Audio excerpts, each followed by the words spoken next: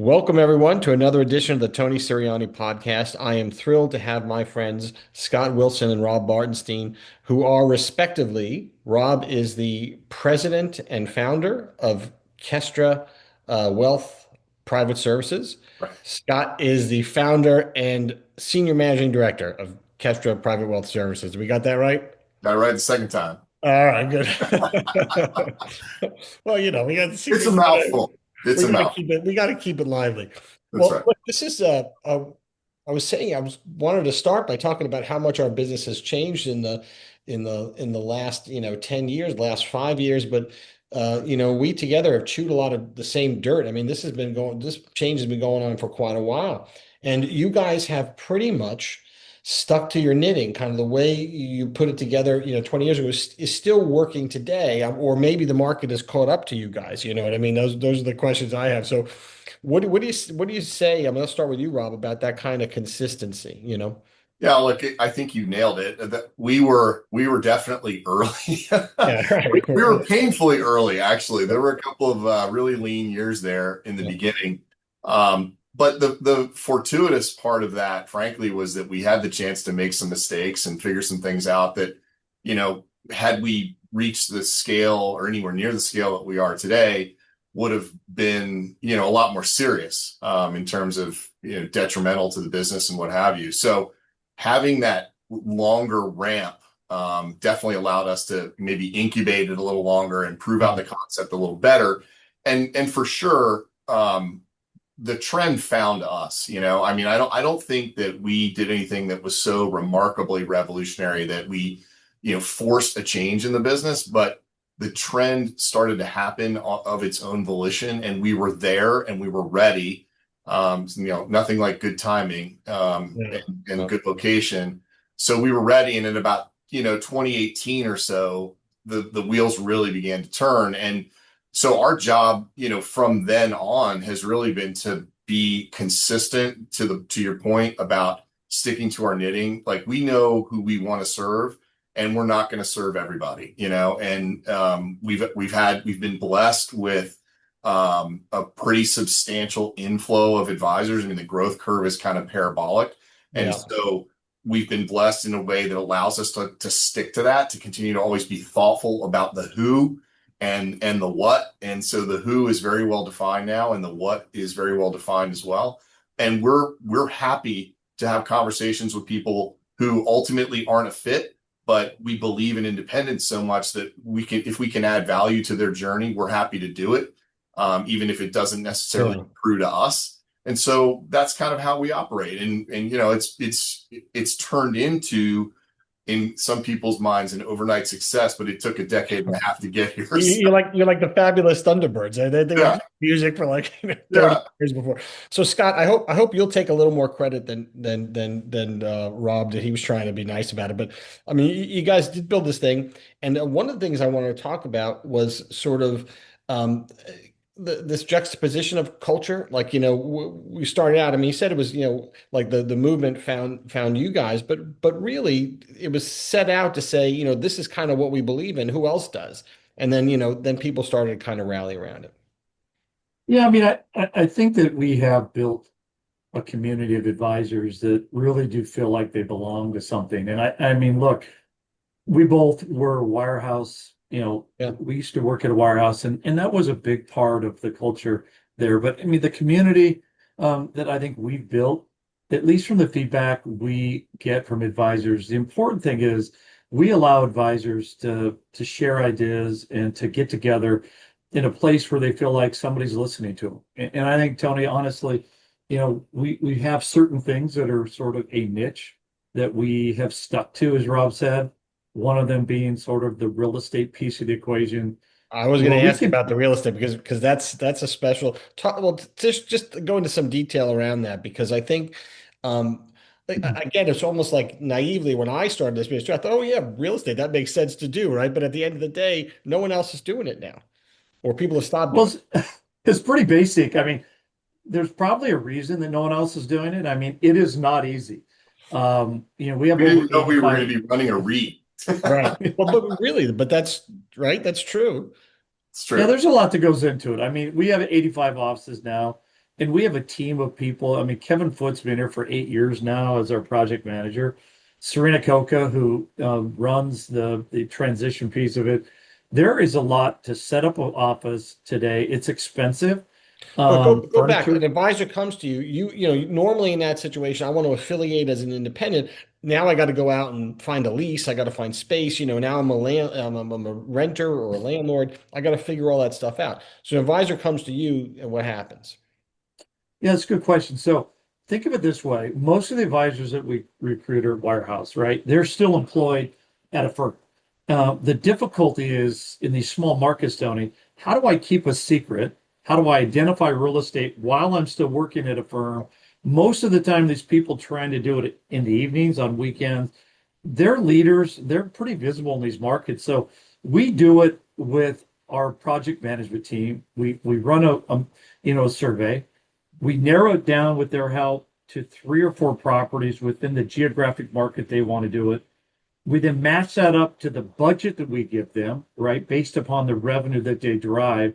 And then our team brings all that together and we narrow it down to something that we think we can build out with our project management team within the budget to make it special for them. And Rob will tell you, when these people walk into the office and they first see their name on the door, it is a special moment for Well, Rob and I. that's a show. That's a reality TV show. I've seen this show. It's like And your Caribbean Island Paradise, where you unveil yeah, families. yeah, and it ends in tears every time. I mean, Right. it does. It's a very emotional The moment. names on the door and all Yeah, that. Yeah. Oh, yeah. Scott and his team build offices that are absolutely gorgeous. They're incredibly beautiful, and we're super proud of that. And I think, Tony, that the important element of this, and the reason that we've stuck with it, is we don't want people to have to vault into this chasm of the unknown. So look, you've been at Merrill Lynch for 25 years. You're a multi-million-dollar producer. Great. How much time have you spent with commercial real estate? And so how do I get somebody to feel like this is a doable proposition for them if I leave that to them to figure out? And they're all economic guys. They're finance people. They know what they don't know, and they're really worried about making a huge mistake or getting taken advantage of, or being discovered, as Scott mentioned. And so we're just trying to take all of that off the table. We're taking the long-term risk of the lease off the table, 7-year, 8-year, 10-year lease terms. Look, we got that. Don't worry about that. We're the hospital. You're the surgeon. You just want to show up and operate every day. We want to provide you the environment to come do that, and we're going to build everything around you that you need to get that done. Well, so speaking to that point, well, first of all, I think the real estate's a really unique, a differentiator for you guys. But what else is there? One of the things I've, opined about this year, we haven't released it yet, but the, sort of predictions for next year, where the business is going, is this advisor plus model, right? So advisor plus tax, advisor plus insurance. Advisors are looking to reach out. They either got to do it on their own or there's firms. Where are you guys in sort of in that service milieu? Either one of you. Yeah, I think it's a good point, Tony. Most people, again, we're recruiting folks that come out of a W-2 wireless model, and they want to replicate all those services, many of which they couldn't do at their prior firm. So that is a massively big objective. What we're seeing and what the change we've seen over the last 15 years, people want to really develop what's called a virtual family office, right? They are trying to replicate all of these services. If it's, you said tax, if it's estate planning, they want to bring in a CPA firm, to be housed within their office. They want bill pay. They want strategic alternatives. They want lifestyle concierge services, risk management, entity selection and management, right? All these things, most of which our advisors can do within our model.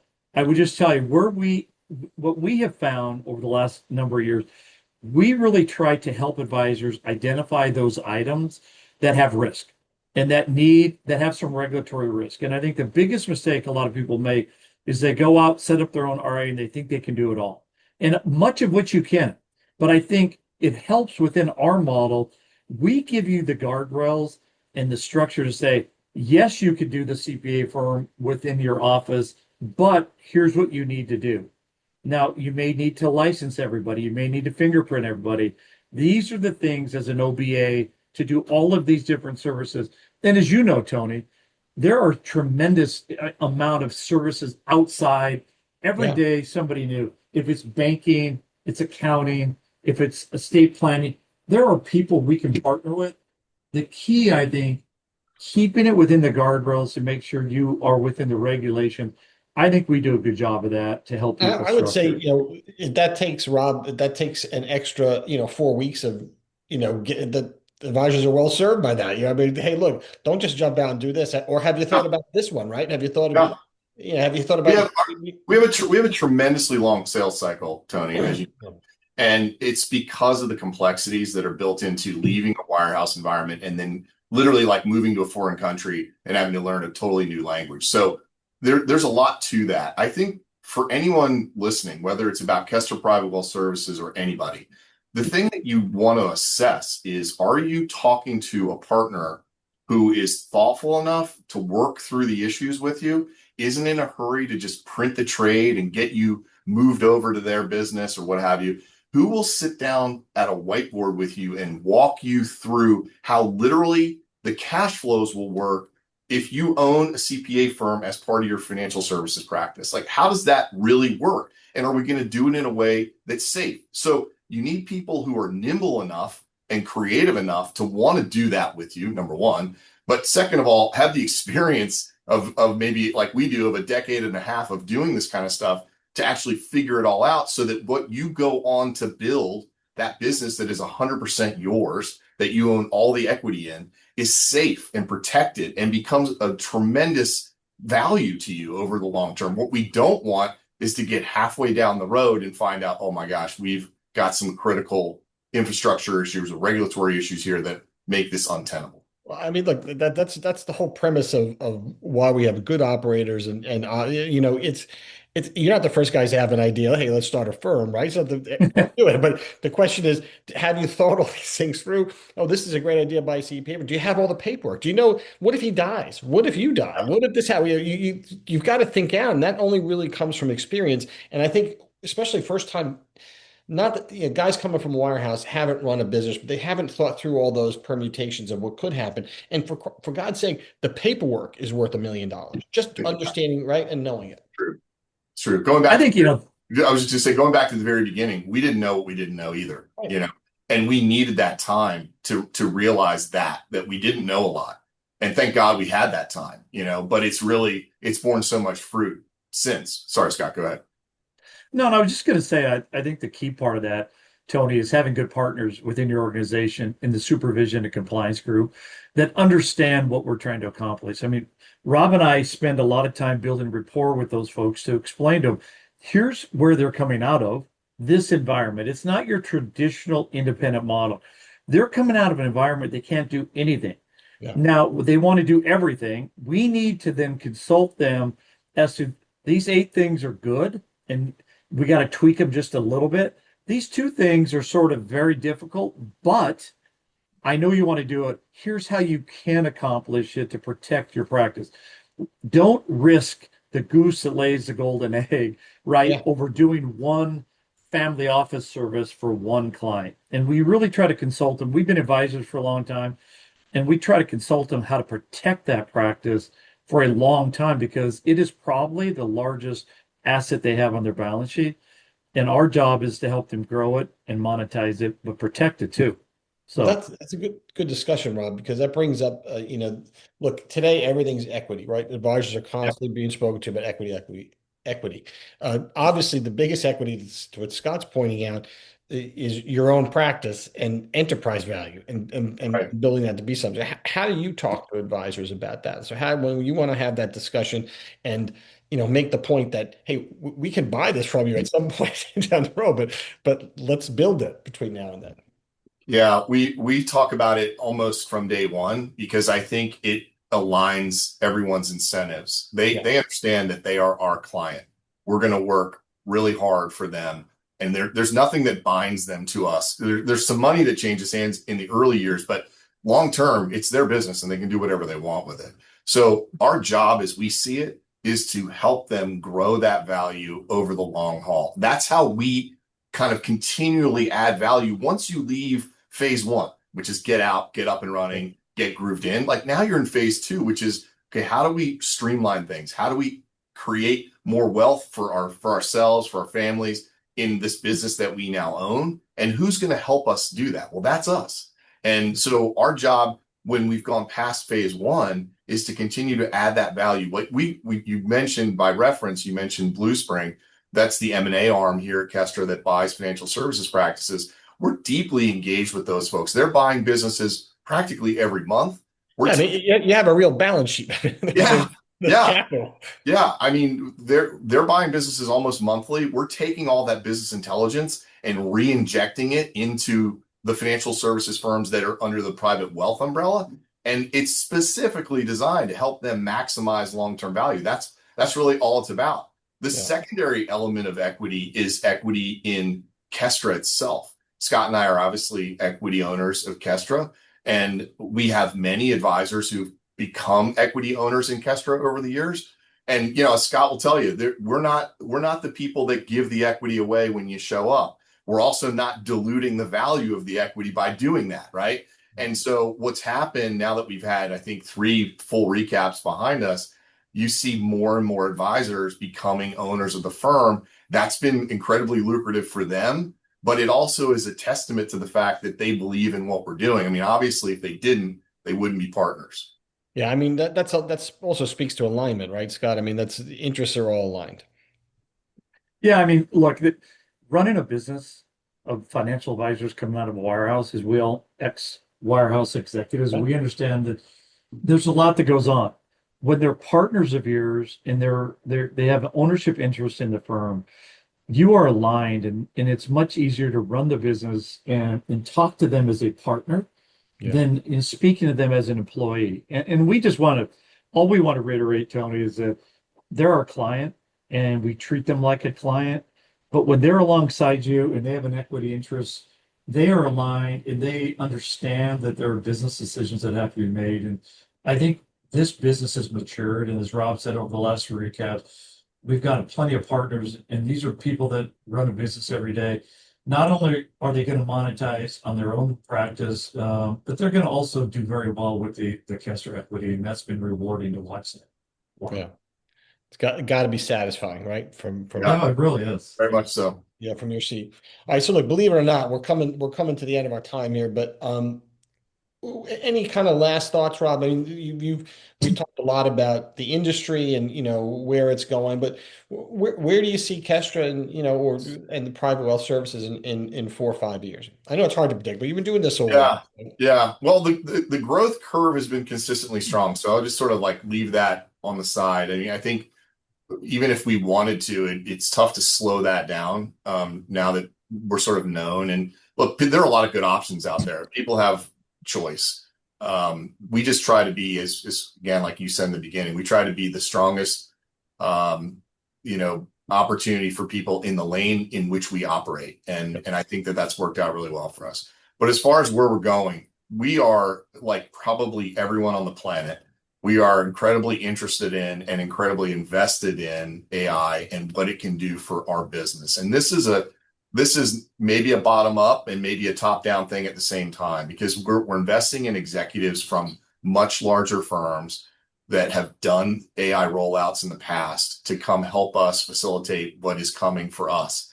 We've already, to Scott's credit, we've already been incredibly aggressive in the third-party software services that use AI to add value to advisor practices. We've been very aggressive about approving those and integrating those where we can and how we can, but making sure that not only are we seeing success in the individual practices that ask for, say, a specific tax planning software, what have you, but then sharing that with our network of advisors and firms. And that's one of the things I think that distinguishes private wealth services above all else. And people who visit us at events that we do and, come up to me in the back of the room, say things like, I cannot believe that you can get 200 entrepreneurs in a room and they act like they're all at one firm.